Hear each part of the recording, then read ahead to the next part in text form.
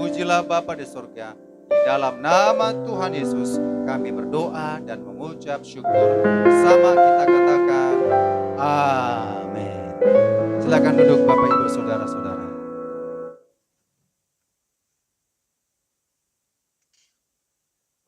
Shalom.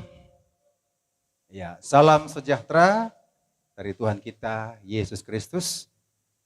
Bapak Ibu Saudara-saudara, tema kita pada hari ini, tema kita adalah ketaatan dan penundukan diri pada otoritas. Ini tema kita pada hari ini. Memang ini sudah disampaikan dalam ibadah PA. Jadi, ya, setiap firman ditaburkan itu harusnya diulang-ulang. Diulang-ulang artinya bahan-bahan KPA ini hanya kami yang tahu. Ya, jadi Bapak Ibu Saudara supaya semua tahu tema-tema yang disampaikan setiap ibadah PA. Salah satunya adalah ketaatan dan penundukan diri pada otoritas. Coba kita lihat ayat Alkitab dalam 1 Korintus 14. Ayat 33 dan 40. 1-2 ya. Sebab Allah tidak menghendaki kekacauan tetapi damai sejahtera. Ayat 40. Tetapi segala sesuatu harus berlangsung dengan sopan dan teratur. Oke, saya ulang kembali ya ayat ini supaya kita melekat dalam pikiran hati kita. Sebab Allah tidak menghendaki kekacauan. Kekacauan, segala sesuatu itu tidak dikehendaki Allah. Allah tetap menginginkan kita, hidup kita mengalami namanya damai sejahtera. Dan kemudian di ayat 40, tetapi segala sesuatu harus berlangsung dengan sopan dan teratur.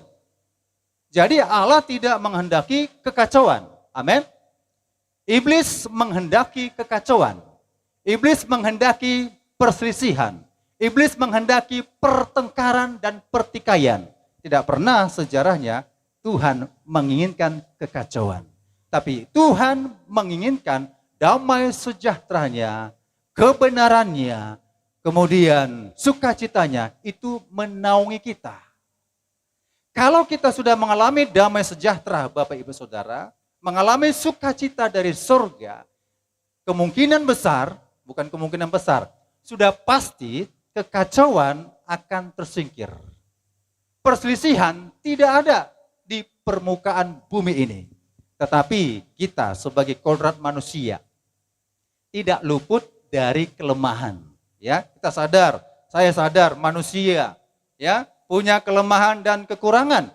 Tetapi kalau ada damai sejahtera, ada sukacita Tuhan, kelemahan, kekurangan itu harus dikikis satu persatu. Jangan katakan, ya ini kan kelemahanku, ini kan kekuranganku, ya betul. Tapi ingat, kekurangan dan kelemahan tidak boleh tinggal terus dalam hidup kita. Amin. Ya, tidak boleh tinggal. Yang boleh tinggal dalam hidup kita adalah damai sejahtera Allah atau disebut Shalom. Ya. Kalau bahasa Ibraninya Shalom Elohim.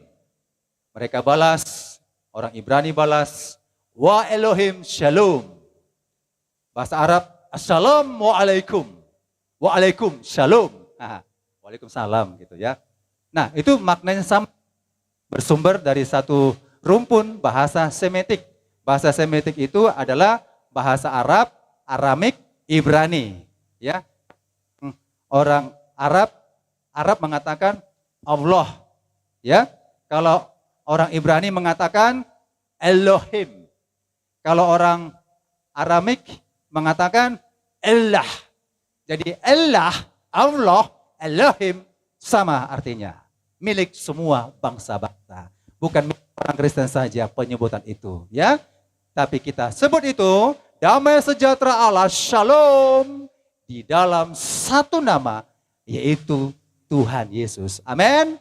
Kalau kita bilang God, di dalam nama Yesus damai sejahtera. Debata, di dalam nama Yesus damai sejahtera. Lord, dalam nama Yesus damai sejahtera. Apalagi Kurios, Theos, Di dalam nama Yesus, damai sejahtera itu akan menaungi kita. Tapi kalau saya katakan begini, debata mulai jadi Nabolon, boleh? Gak ada damai sejahtera di debata mulai jadi Nabolon ya. Gak ada. Tapi debata di dalam Yesus Kristus ada damai sejahtera. Amin. Nah, jadi Allah tidak menginginkan kekacauan. Kehidupan kita ini harus tertib dan teratur dan sopan. Maka Bapak Ibu Saudara, dibutuhkan adalah otoritas. Sama-sama kita katakan otoritas. 1, 2 ya. Iya, otoritas ya. Nanti saya akan jelaskan seterusnya.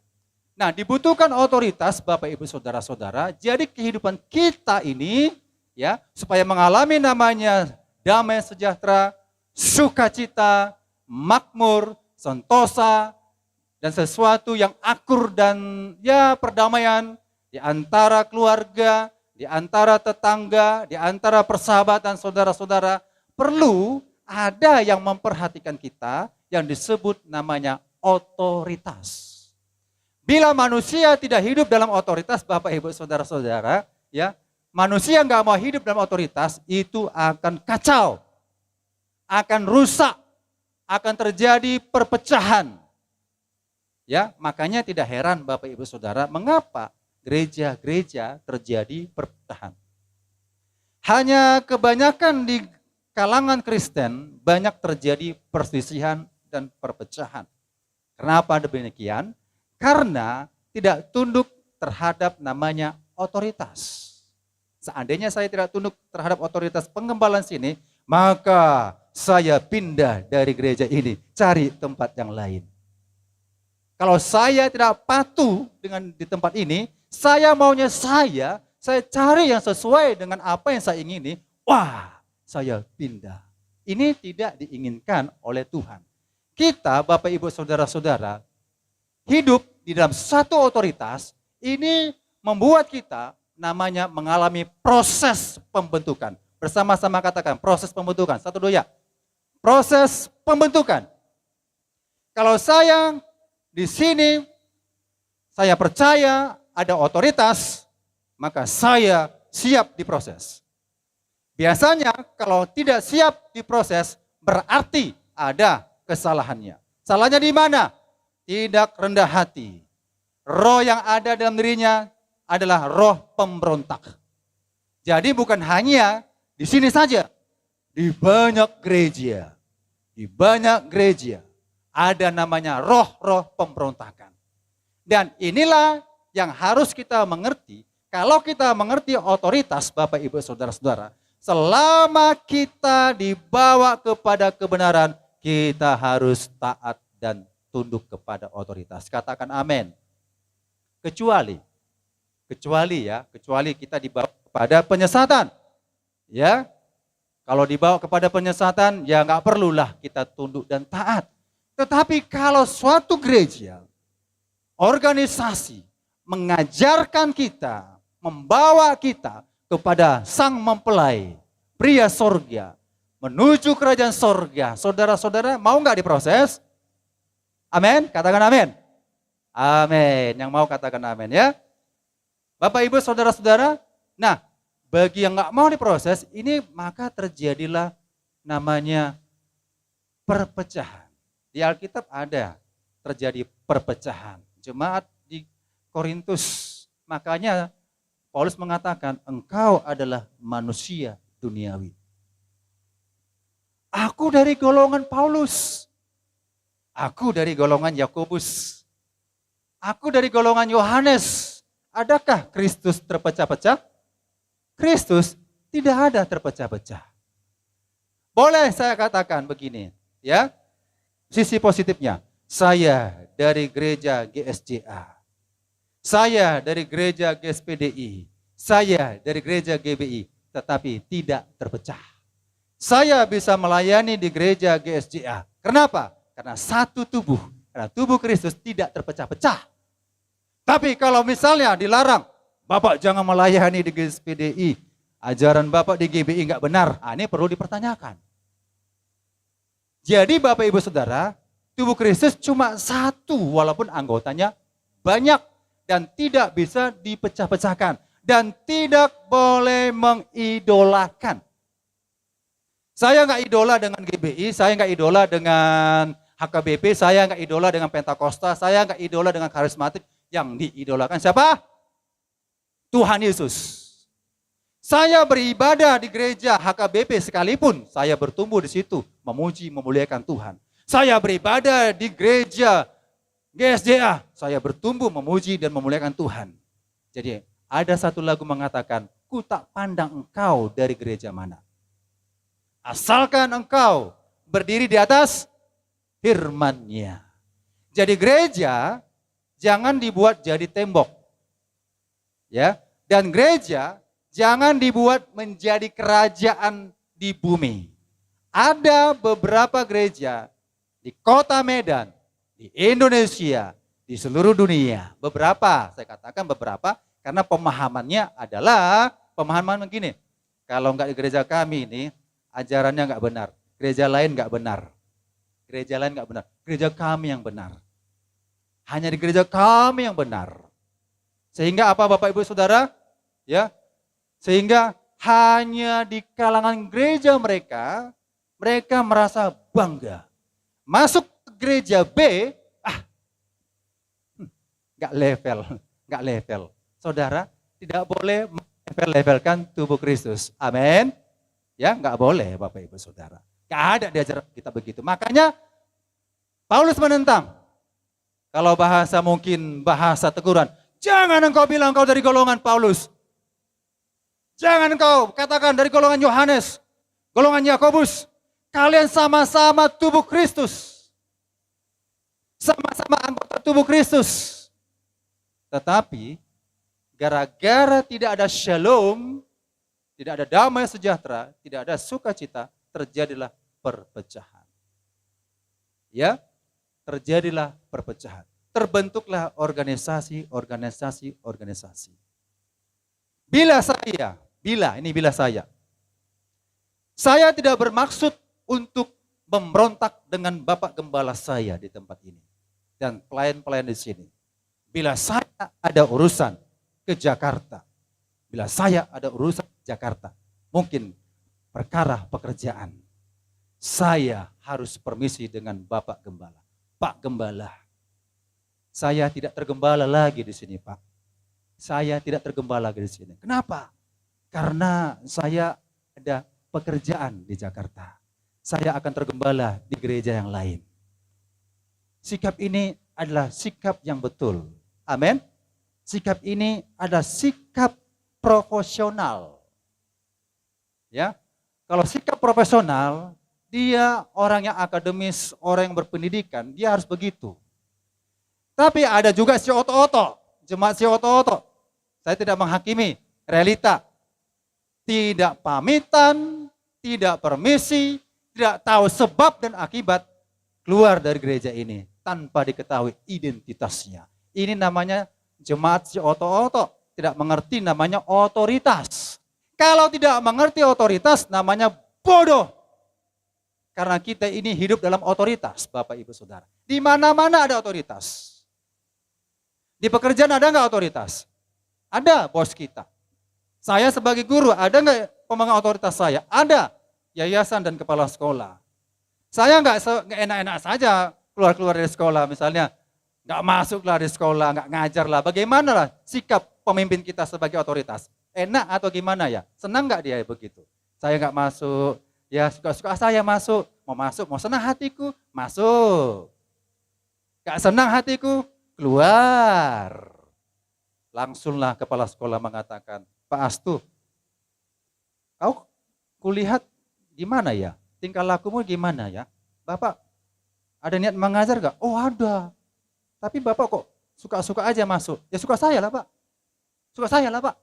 Melawan gak itu? Suka saya lah Pak. Suka hatiku lah. Oh kalau begitu Bapak, maaf Pak. Hari ini Bapak di 3 huruf PHK. Dikeluarkan. Gak ada namanya yang tidak tunduk terhadap otoritas didiamkan dalam gereja.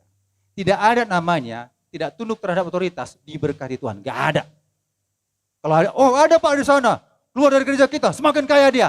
Bapak Ibu Saudara, itu bukan berkat. Berkat yang benar dalam kebenaran firman Tuhan, kita harus tunduk terhadap otoritas. Amin. Ya. Ingat, Lucifer, Bapak Ibu Saudara, diberikan Tuhan begitu hebat karunia.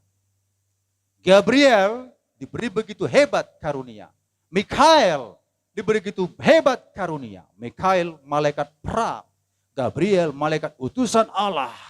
Lucifer malaikat pemimpin pemuji di sorga. Saudara-saudara, semuanya teratur, tertib dan sopan. Dan semuanya hidup dalam keteraturan namanya ilahi. Hukum-hukum Allah teratur di sana. Tidak ada yang berani melawan.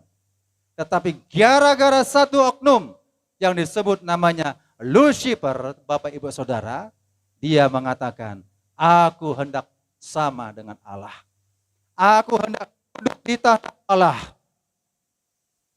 Aku mau naik di bintangnya Allah.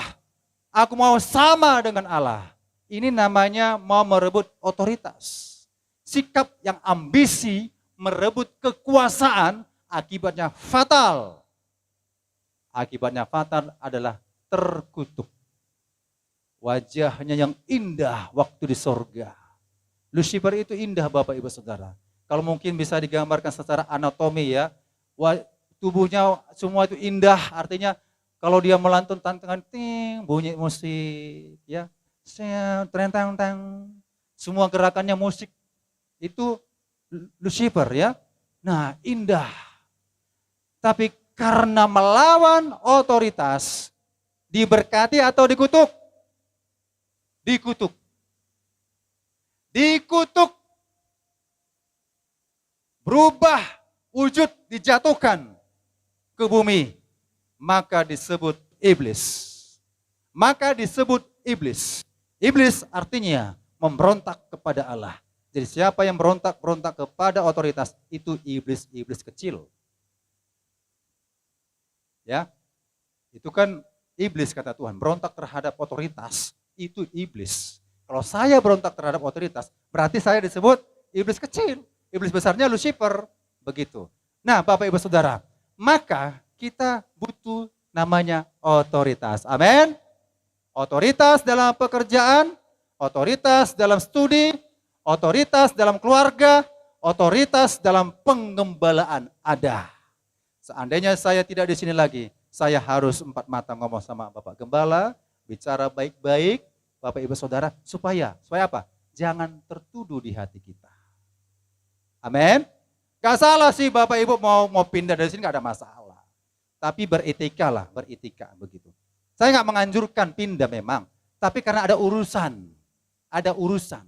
Saya kan pernah dulu ke Jakarta, permisi dari sini.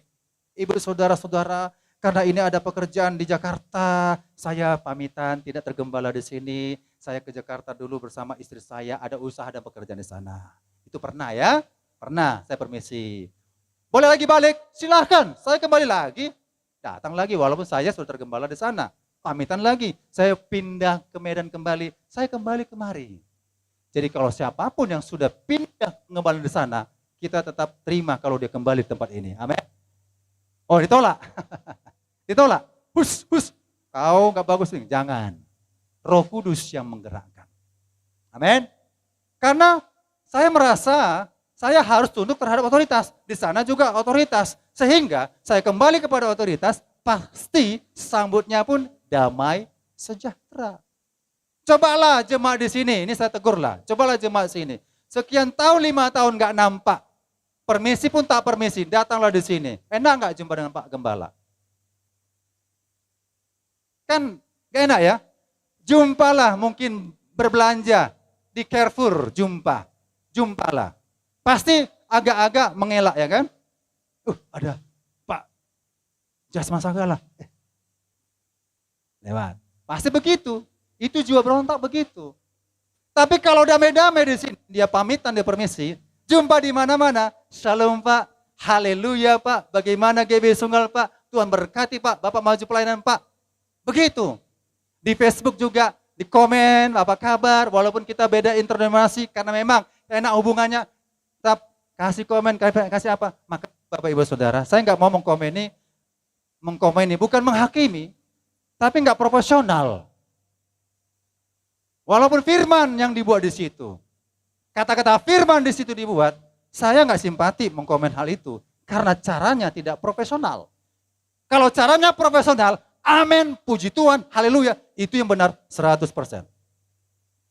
Kalaulah orang yang tidak profesional, Bapak Ibu Saudara secara otoritas, membuat status Facebook, Instagram, firman Tuhan sekalipun, iblis juga bisa menulis firman Allah, tapi tidak tunduk kepada Allah. Tidak tunduk pada otoritas. Maka maaf. Ya mungkin saya nggak pernah mengkomeni orang-orang yang demikian. Walaupun sering kata-kata firman dalamnya. Walaupun di antara kita ada membalasnya. Walaupun itu urusan Bapak dengan Ibu Saudara. Saya nggak menghakimi. Kalau saya prinsipnya nggak begitu. Saya prinsipnya proporsional. Yang benar-benar aja. Kalau datang kemari, bagaimana kabarnya Pak Astu kemarin misalnya? Iya, aku nggak tergembala lagi sana, permisi Pak. Oh, itu baru profesional. Haleluya. Supaya apa? Kita belajar menghargai, menghormati yang namanya otoritas. Tidak abal-abal. Otoritas tidak abal-abal. Tidak suka-suka kita. Otoritas itu adalah sudah ditentukan Tuhan Allah dari sejak semulanya, dari awal. Haleluya. Maka Bapak Ibu Saudara, mari kita lihat dulu ya arti otoritas. Otoritas Bapak Ibu Saudara-saudara dari bahasa Inggris, authority, yaitu pemegang kekuasaan.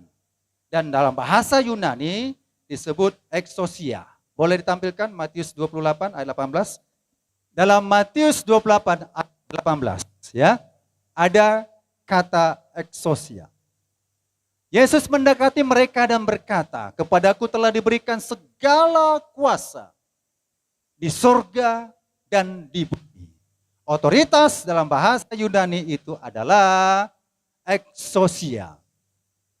Arti kuasa yang adil, sungguh dan tak terhalangi, bertindak atau memiliki, mengontrol, memakai atau menguasai sesuatu atau seseorang. Jadi ada kata exousia. Ini artinya otoritas. Otoritas ya dalam bahasa Yunani. Jadi di Alkitab temukan kata otoritas. Cuma dalam bahasa Yunani. Supaya kita mengerti kata dasarnya otoritas. Otoritas bahasa Yunaninya adalah exousia. Yang artinya menggunakan kata yang artinya kuasa yang adil, sungguh dan tak terhalangi, bertindak atau memiliki, mengontrol, memakai atau menguasai sesuatu atau seseorang. Bapak Ibu Saudara, yang memegang kekuasaan tertinggi, otoritas tertinggi adalah Tuhan Yesus. Amin.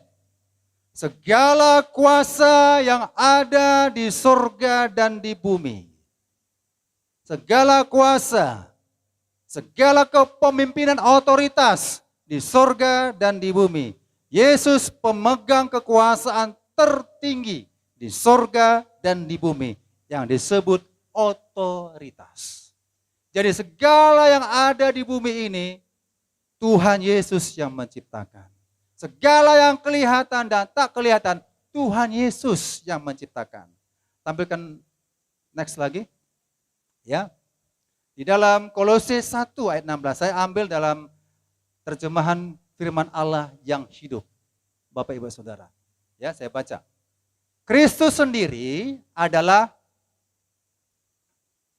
yang menjadikan segala sesuatu di langit dan di bumi. Segala yang kelihatan dan yang tidak kelihatan, dunia roh dengan raja-raja dan kerajaannya, dengan penguasa-penguasa dan pemerintah-pemerintahnya, semuanya dijadikan oleh Kristus bagi dirinya dan bagi kemuliaannya. Jadi kalau ada pemerintahan kita di Republik Indonesia, ya kita harus tunduk dan taat terhadap otoritas. Amin. Kerajaan-kerajaan, pemerintah itu sudah dibuat sedemikian rupa untuk keteraturan, ketertiban umat manusia di bumi. Walaupun mengatakan, oh ya dia Pak nggak percaya Tuhan Yesus, itu lain cerita. Ini perkara di bumi. Haleluya, perkara di bumi. Jadi segala pemerintahan, segala kuasa yang ada di bumi, itu Tuhan atur semuanya. Tuhan pimpin semuanya. Ya, semuanya dalam rencana dan rancangan Allah. Tidak bisa kita hidup suka-suka. Tidak bisa kita hidup, oh siapa lu, siapa gue. Ya, kalau mau lu ya silahkan, mau gue silahkan. Gak ada begitu. Semuanya ada hukum, keteraturan kekuasaan. Kalau saudara sudah dengar berita di Kompas TV, itu udah sering informasi-informasi bagaimana seorang jenderal yang akan divonis hukum. Menerima hukumannya apa? Hukuman matikah? Atau hukuman seumur hidupkah? Atau hukuman yang seberat-beratnya? Biasanya seberat-beratnya hukuman seumur hidup atau hukuman mati. Karena apa? Karena ada otoritas. Kalau suka-suka saya bunuh-bunuh orang, maki-maki orang, ejek-ejek orang, saya, suka-suka saya saudara, ini sudah melanggar hukum. Makanya hati-hati, WA, Facebook, kata-kata kita itu saudara, itu bisa diambil kembali. Makanya jenderalnya nggak bisa ngomong lagi, WA-WA yang sudah ada, ya dengan teknologi zaman sekarang canggih, WA yang lama-lama bisa diambil lagi. Harddisk yang dihapus dari CCTV bisa diambil lagi dengan teknologi, nggak bisa disembunyikan. Kalau kita sudah punya pegang namanya teknologi, punya handphone. Kalau saudara menghina seseorang, kalau diperkarakan bisa diambil lagi. Di Facebook saudara menghina orang, mengejek-ngejek orang, bahkan di YouTube ada seorang rohaniawan agama lain, ya ini Alkitab, maaf, buang angin dari sini dia. Penistaan.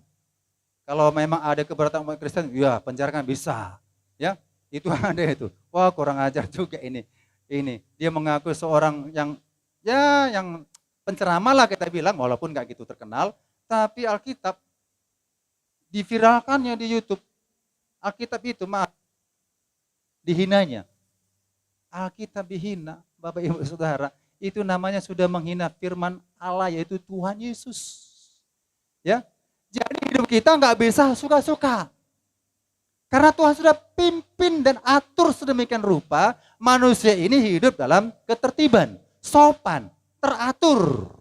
Nah, dalam kitab Hakim-Hakim, Bapak Ibu Saudara, saudara bisa lihat Hakim-Hakim. Di kitab Hakim-Hakim 21, ini peristiwa ketika bangsa Israel tidak ada pemimpin. Di Hakim-Hakim 21 ayat 25 dikatakan demikian. Pada zaman itu tidak ada raja di antara orang Israel. Setiap orang berbuat apa yang benar menurut pandangannya sendiri. Inilah resiko kalau tidak ada pemimpin. Bangsa Israel suka-sukanya. Menurutku benar kok. Itu kata si Yehuda, mungkin namanya si Yehuda. Datang si Ruben. Menurutku benar kok. Benar. Datanglah si Lewi mungkin mengatakan, iya menurut kami benar. Menurut kalian benar, salah. Benar, salah, benar, salah. Tidak ada hukum. Suka-suka mengatakan benar padahal salah. Suka-suka mengatakan yang benar disebut salah. Salah, benar, benar, salah. Kacau. Nah itu pada zaman Israel tidak ada namanya pemimpin, tapi ada hakim-hakim untuk menertibkan ya rakyat bangsa Israel. Maka mereka berbuat menurut pandangannya sendiri. Dan ini tidak boleh terjadi di gereja. Dan ini tidak boleh terjadi di sekolah. Dan ini juga tidak boleh di mana kita kerja terjadi hal-hal sesuka-suka kita. Gak ada itu suka-suka. Semuanya ada aturan. Baik itu dalam perlombaan pertandingan, ada aturan. Baik kita dalam organisasi apapun, ada aturan. Tinggal kita nanti belajar untuk tunduk dan taat terhadap otoritas. Kalau tidak tunduk, Bapak Ibu, kacau. Saya kasih contoh di sekolah lah ya. Nah, di sekolah begini Bapak Ibu Saudara. Saya piket. Ya. Piket dan sudah tercantum itu aturan sekolah. Untuk siswa, tidak boleh cabut, tidak boleh membawa senjata tajam, ya. Rambut nggak boleh gondrong bagi laki-laki, pakaian rapi, dan tidak boleh lompat pagar dan sebagainya. Bapak Ibu, banyak aturan-aturan demikian. Jikalau dilanggar, maka berurusan dengan orang tua, tidak bisa diingatkan, tidak mau tertib, maka dikeluarkan dari sekolah.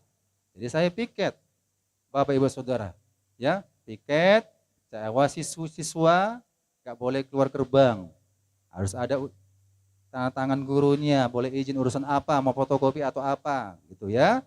Apa saja, mau jajan, ada permisi dengan guru di kelas, ya, itu tugas piket. Kemudian pemeriksaan, kalau sepatunya warnanya nggak hitam, juga disita sepatunya.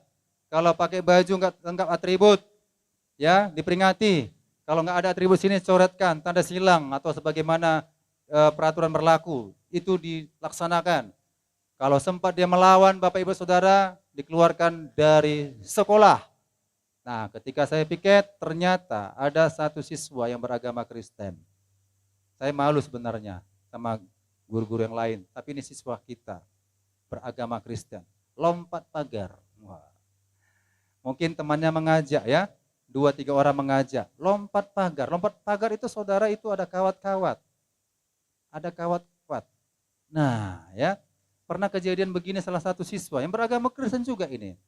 Orang-orang Belawan Bapak Ibu Saudara ya.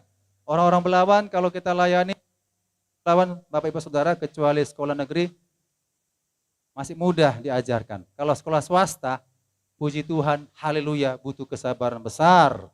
Karena wajah-wajah kriminal wajah mereka semua itu.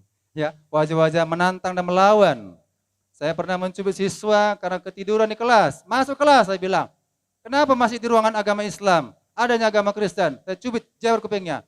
Sampai di ruangan kelas saya, dipukulnya papan tulis itu. Bang! Marah dia sendiri. Bang! Kata. Ini anak, aduh sabarlah sebagai guru agama. Kalau bukan guru agama, wah habislah kau bikin ya. Kalau guru olahraga, kukeratilah kau. Karena guru agama, menjaga ya. Menjaga Bapak Ibu Saudara. Ada satu lagi, siswa, udah pulang sekolah. Adanya pintu gerbang keluar. Ini orang kita Batak ini. Ya. Keluar dari pintu gerbang, ada pintu. Tapi sok jago. Sok jagonya di mana? Lompat pagar dari depan, lompat pagar. Ya, pagarnya tajam-tajam. Seperti tombak-tombak, tahu ya? Lompat. Sok jago. Hei, sap, berhasil. Tapi sudah robek tangannya. Robek. Adanya pintu, ngapain lompat pagar? Robek, udah robek, ini kan sudah melanggar aturan kan? Sebagai guru, karena dia Kristen, dia Batak, saya ambil alih. Kenapa tanganmu? Gini Pak lompat, nah, cerita. Guru yang lain nggak gitu apa kali, nggak gitu perhatikan kali. Tapi saya perhatikan tangannya sudah robek, mengangak daging itu, ya besar, berdarah, keluar. Jadi kami balutlah, nggak ada apa-apa, ada sanitizer, pakai sanitizer semprot. Kesakitan, minta ampun kan, kesakitan. Baru saya tanya di mana? Itu di sana di dekat Sujuya katanya, ya. Ya, yuk kita antar ke rumahmu. Pulang, antar, ternyata nggak ada orang di rumah Bapak Ibu Saudara. Dia bilang, "Udah Pak, aku tinggal di sini saja." Saya bilang, "Kau tinggal di sini, mati kau nanti. Darahmu itu udah bercucuran tanganmu. Di mana orang tuamu?" Ternyata bukan tinggal sama orang tua, tinggal sama kakaknya. Aku tinggal sama kakak. "Pak, kami jual buah." Ya di mana? Di Pasar 5. Oke, ayo. Bawalah ke Pasar 5, tempat jualan kakaknya jual buah. Sampailah di situ, pingsanlah dia. Kalau seandainya saya tahu, ya saya guru di situ, masih lingkungan kompleks itu, kecuali luar ya, nggak tanggung jawab guru itu. Masih di situ, Bapak Ibu Saudara, saya harus bertanggung jawab, ya. Sampailah di situ, pingsan. Seandainya lah, waktu dibawa dalam kendaraan, pingsan dia jatuh di jalan, itu lebih beresiko. Bisa ditabrak truk, mobil atau apapun, bisa mati tergilas. Saya bilang hati-hati ya, pegang Bapak ya, pegang ya, hati-hati ya. Darahnya udah berkeluaran, darahnya walaupun sudah dibalut, darahnya keluar. Sampailah di pasar 5, saya hantar depan kakaknya ya, pingsanlah dia. Dia itu komennya lama kali. Kenapa dia Pak? Kenapa dia? Memanglah anak ini, memang dia bandel. Memanglah anak ini, memang namanya ini, memanglah. Kalau kita bilang, memanglah ini Pak Sianto nih, bandel kali, memanglah ini. Nanti bu. Urus dulu dah dia urus. Jangan lu merepet-merepet. Nanti bu. Datang lagi yang lain komen, saudara-saudaranya, keluarganya. Pak, kenapa nggak dibawa ke rumah sakit langsung? Kenapa nggak dibawa ke rumah sakit langsung? Kalau Bapak bawa ke rumah sakit nanti langsung, kami akan tanggung jawab Pak. Saya berpikir kalau saya bawa ke rumah sakit langsung, ini dari mana DP-nya, gitu kan? Kalau ada DP saya 1 juta nggak apa-apa lah. Ini kan dokter, Bapak Ibu Saudara tahu zaman sekarang, kalau nggak ada ini, nggak dilayani. Pernah mati orang dibuat begitu. Dokter udah ada dokter, tapi karena nggak ada uang, di tempat di mana dia mau dirawat, dibiarkanlah gitu, Bapak Ibu Saudara, karena nggak ada berani jaminan, kalau nggak ada uang. Jadi kalau mau masuk ke rumah sakit, kasih uang dulu. Saya berpikir nggak perlu ke rumah sakit, adanya keluarganya, saya bawa. Itu pun saya diprotes. Kenapa nggak diantar ke rumah sakit? Tapi puji Tuhan, anaknya diantar rumah sakit, ya dijahitlah 6 jahitan. Sudah itu jumpalah saya, kira-kira 2 minggu kemudian saya tanya, ya bagaimana, ternyata sudah jahit dan mulailah pemulihan. Tapi Bapak Ibu Saudara, anaknya betul-betul nakal, anak-anaknya betul bandel Saudara, gak masuk lagi ke sekolah. Bapak Ibu Saudara ya, bukan berarti ya kita gak mau mengasihi, tapi seusaha kita. Kalau kita sudah menerima kepercayaan otoritas, kita laksanakan dengan baik, dengan penuh tanggung jawab. Amin. Ya, nah itu tadi arti otoritas Bapak Ibu Saudara-saudara. Jadi dalam sistem pemerintahan gereja atau kekristenan Bapak Ibu Saudara itu diatur dalam sifat namanya teokrasi. Ya, bukan demokrasi. Demokrasi tambahan tapi nanti puncak pimpinan Tuhanlah yang menentukan. Bukan birokrasi dan sejenisnya Bapak Ibu Saudara. Jadi dalam kehidupan pelayanan kita di gereja, dalam pengembalaan, semuanya harus diatur dalam sistem pemerintahan teokrasi. Pemerintahan yang setinggi-tingginya Tuhan Allah yang memegang kekuasaan tertinggi-tingginya. Amin. Ya, Bapak Ibu Saudara, jadi pentingnya otoritas, coba. Nah, jadi pentingnya otoritas Bapak Ibu Saudara, ada beberapa hal pentingnya otoritas. Ya. Ini mengendalikan hidup kita, ada pengaruh, berdampak bagi kita. Jadi kalau kita tahu pentingnya otoritas, yang pertama, mempengaruhi perilaku kita, mempengaruhi baik atau tidak baik. Jadi kita bisa bedakan ini baik atau tidak baik. Ya. Bohong atau tidak bohong. Saksi dusta atau saksi benar. Bohong divonis hukuman mati, gitu ya. Jujur dibebaskan hukuman ringan. Kalau mengerti otoritas, jadi kalau dalam persidangan saudara-saudara itu harus diberikan sumpah dulu. Saya, kalau kita Kristen tidak boleh bilang saya bersumpah, tapi saya berjanji di dalam nama keyakinan Tuhanku Yesus Kristus, saya memberikan kesaksian yang sejujur-jujurnya. Jikalau ya, itu katakan ya. Jikalau tidak, katakan tidak. Duduk, bersaksi, cerita. Kenapa? Karena ada otoritas. Jadi mempengaruhi hidup kita, perilaku kita, baik atau buruk. Butuh otoritas. Kalau tidak ada otoritas, segala sesuatu menurutnya benar. Aku tak melakukannya begitu Pak Hakim. Aku tak mengatakan tembak. Tapi aku mengatakan hajar. Jadi mana yang benar ya? Kan gitu kan? Si A mengatakan, aku mendengarnya jongkok. Jongkok. Aku mendengarnya dari si R ini tembak. Aku mengenalnya dari dirimu. hajar, hajar. Saudara, dibutuhkan otoritas. Mana yang benar? Kalau menurut dia bisa benar, menurut ini bisa benar, benar, bisa benar. Masih bertahan? Iya, saya tetap mengatakan hajar. Satu lagi mengatakan, saya tetap mengatakan saya disuruh perintah tembak.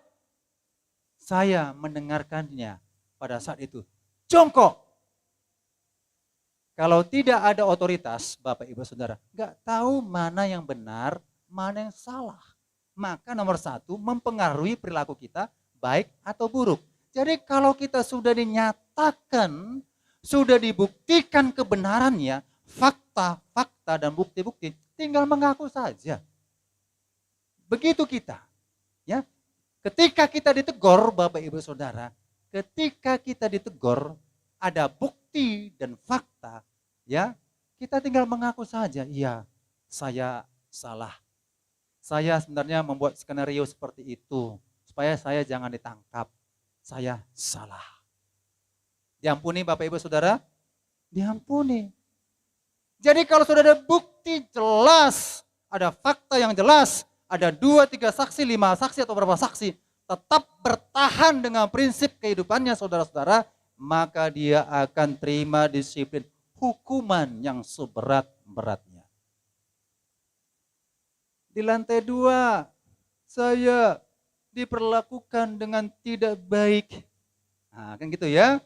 Sambil menangis. Siapa sih nggak bisa menangis? Semua bisa menangis. Ya, saya diperlakukan sedemikian rupa. Ini sangat rahasia, rahasia perempuan. Rahasia perempuan. Gak ada rahasia-rahasia perempuan. Kalau itu salah, lapor ke polisi. Saudara, terjadi pemerkosaan, lapor ke polisi.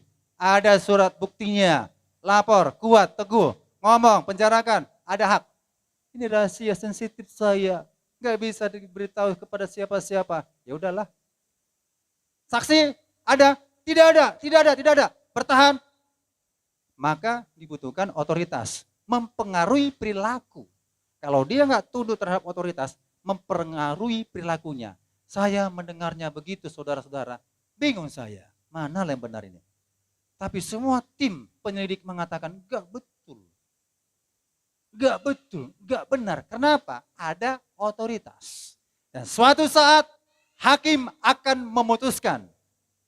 Minggu-minggu ini akan diputuskan. Apakah hukumannya beratnya, atau ada yang diringankan, atau ada yang dibebaskan. Tapi kalau dia mengaku, saudara-saudara, pasti Pak Hakim memberikan hukuman, diusahakanlah ada pengurangan.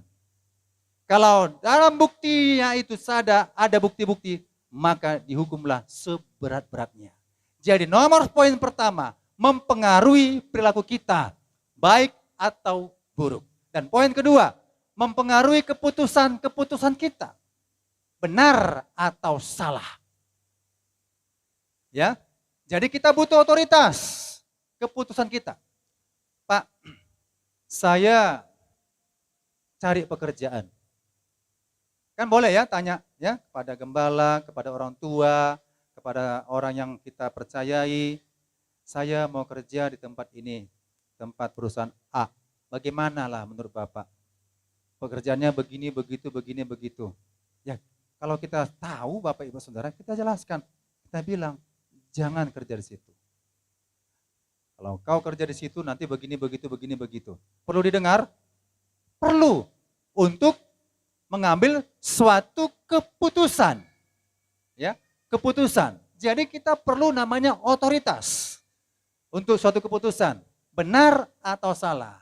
Jadi kalau misalnya kita akan keputusan di sini, tanya Pak Gembala. Ya, ada pemegang otoritas. Bisa atau tidak atau bagaimana?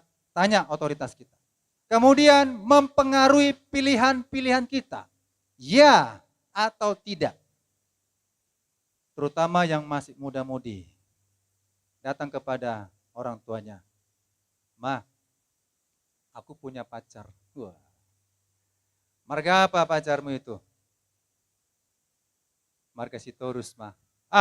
Sitorus. Nah, misalnya kan, kau kan baru situ orang. Gak cocok lah. Carilah marga Sinaga misalnya. Kan gitu kan? Itu kan mempengaruhi ya pilihan-pilihan kita. Boleh orang tua memberikan saran kepada anak-anaknya? Boleh. Tapi orang tua tidak boleh mengambil keputusan sendiri. Seandainya lah keputusan anak itu betul-betul mutlak dan benar. Tidak menyimpang dari firman Allah. Orang tua menyimpang dari firman Allah, saudara. Apakah kita mau? Ya, padahal jodohnya percaya Tuhan. Rajin beribadah, anak yang baik. Menghormati keluarga. Tapi sang bapak dengan sombong dan angkuhnya mengatakan, putuskan. Kau berjodoh dengan dia, makan apa kau nanti? Misalnya begitu ya. Putuskan. Itu juga mempengaruhi pilihan-pilihan kita. Tapi kalau orang tua mengajarkan yang benar, bagus nak. Bagaimana karakternya, bagaimana sifatnya, bagaimana. Kan perlu diketahui. Bagus, lanjutkan. Bapak, mama merestuimu. Gitu ya. Itu mempengaruhi pilihan-pilihan kita.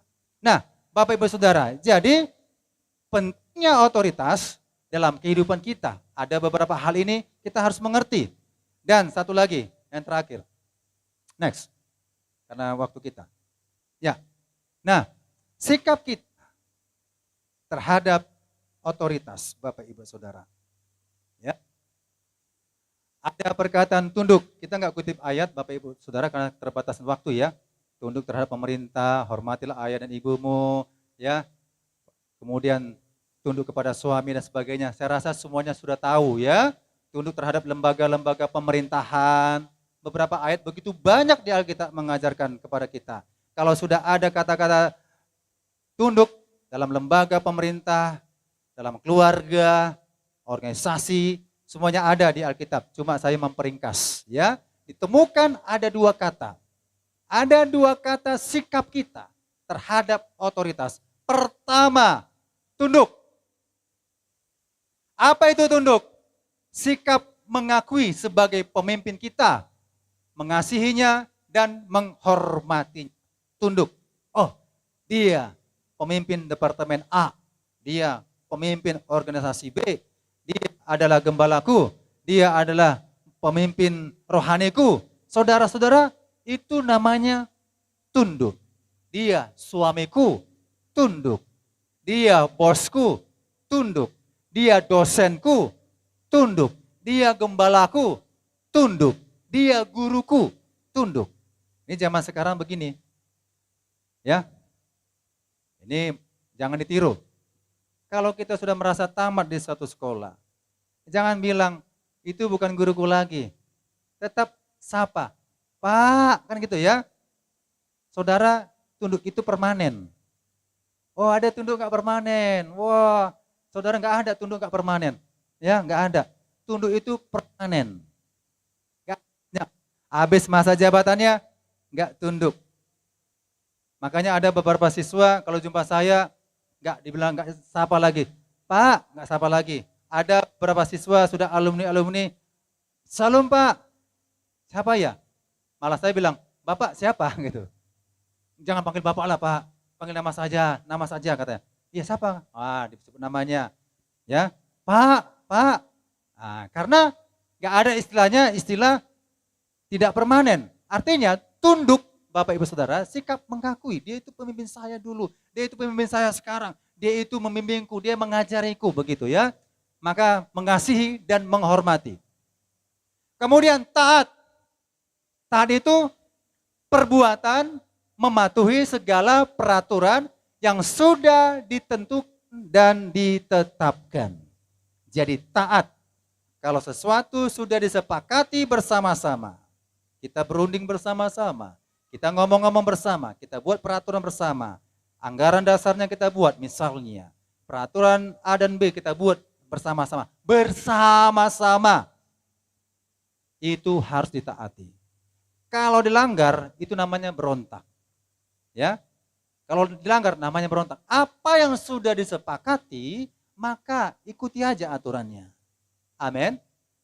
Dalam organisasi apapun, dalam gereja, dalam pemerintahan, apa sudah dibuat satu aturan, tetap hargai pemimpin kita, hargai ketua kita, hargai gembala kita, hormati, tunduk. Karena sudah ada aturan yang ditentukan. Kalau dibilangnya itu salah, salahlah itu. Karena ada bukti dan fakta. Kecuali tidak ada bukti dan fakta. Ya, kecuali tidak ada tertulis. Ini jelas ada tertulis.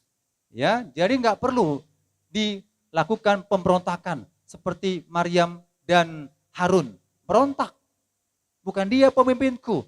Bukan Musa pemimpinku. Korah juga, Abiram. Berontak. Kamilah pemimpin. Maka setiap orang yang berontak, sekali lagi, tidak diberkati.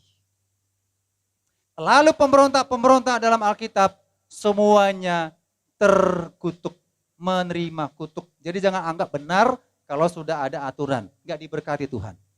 Nah, jadi tunduk dan taat. Ingat Bapak Ibu Saudara, kalau kepada Allah, kita tunduk 100%.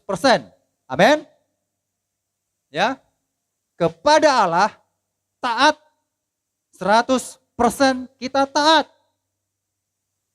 Tapi kalau kepada manusia, ya, tunduk itu mutlak. Tunduk itu mutlak. Tetapi taat itu tidak mutlak. Kenapa dibilang taat tidak mutlak? Kalau dia ada memerintahkan sesuatu yang tidak benar, ya nggak perlu kita taati. Tembak cat, dicat, tembak, tembak, tembak, tembak. Kalau saya misalnya takut Tuhan, itu perintah otoritas yang salah. Manusia yang memerintah, maka saya tembak atas saja. Des, habis pelurunya, selesai. Ya kan?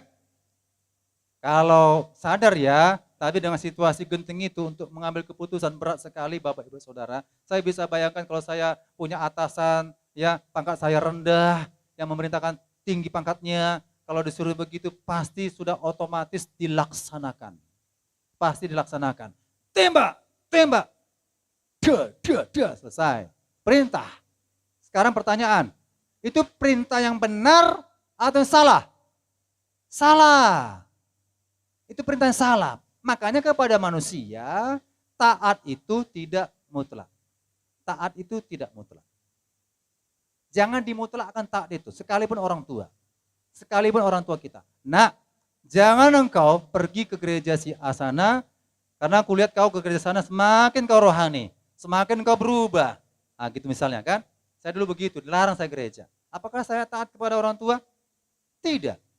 Tapi harus saya taat kerjakan apa yang disuruh perintah orang tua di rumah, bersihkan, cuci piring, cuci kain, bereskan. Itu taat yang benar. Tapi kalau dilarang beribadah kepada Tuhan, perlu kita taati? Tidak. Fir'aun berkata, jangan pergi kalian beribadah kepada Allah kalian. Itu raja mereka. Rajanya Musa, rajanya bangsa Israel. Waktu mereka dijajah, tinggal di Goshen, itu raja Fir'aun. Mereka mau pergi beribadah. Apakah mereka taat? Tidak. Lebih taat kepada Allah daripada kepada raja. Kalau Petrus mengatakan mana lebih baik? Taat kepadamu atau taat kepada Allah? Kami taat kepada Allah. Amin. Kenapa?